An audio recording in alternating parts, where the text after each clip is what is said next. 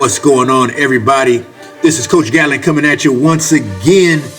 Government name Fred Gatlin, author, school principal, coach, and keynote speaker. We are entering Huddle number 14, and it is about to go down. I hope you're ready. Are you ready? All right then, let's go get it. Last week we talked about going to get it and being sweet. This week we're talking about what great leaders must do.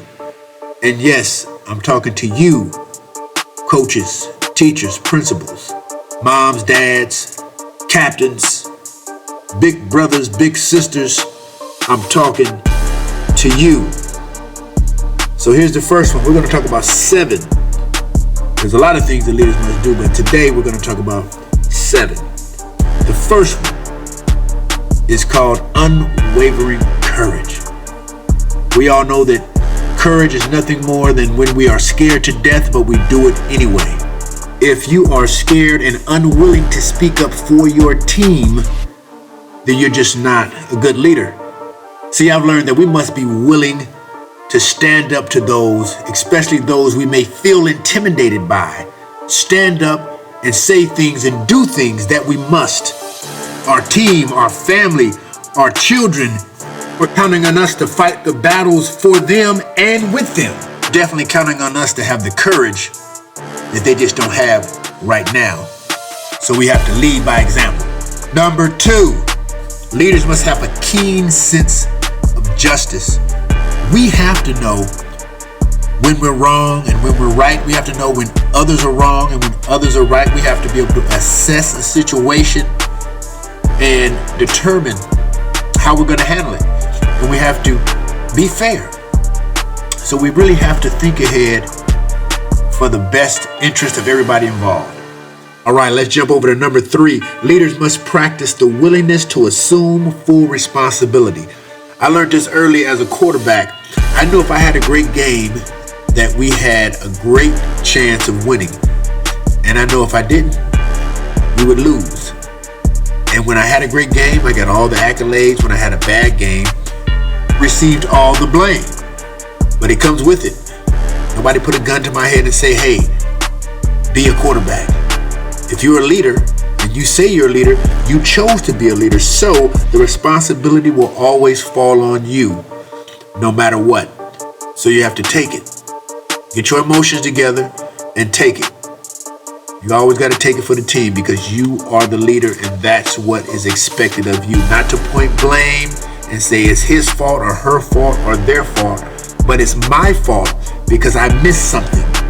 I missed something through the cracks as a leader, and it is my responsibility to find a solution to the problem. Number 4 is leaders must practice the habit of doing more than paid for. We always have to put in the most work. Come early, leave late, doing 10 times, 20 times, 100 times more than everybody else because we are the leaders and we set the tone. So it is what it is. If you call yourself a leader, don't get all emotional when you're doing all the work sometimes. It is what it is. You got to have passion. You got to have more passion than everybody else, and they will follow your lead with the passion that you show. All right, number 5. Leaders must practice having a pleasing personality. Sometimes we just got to lighten up. Show your personality. Laugh a little bit. Show people that you have a sense of humor sometimes. Be yourself. Stop being so tight. Unclench your booty cheeks. Everything gonna be all right.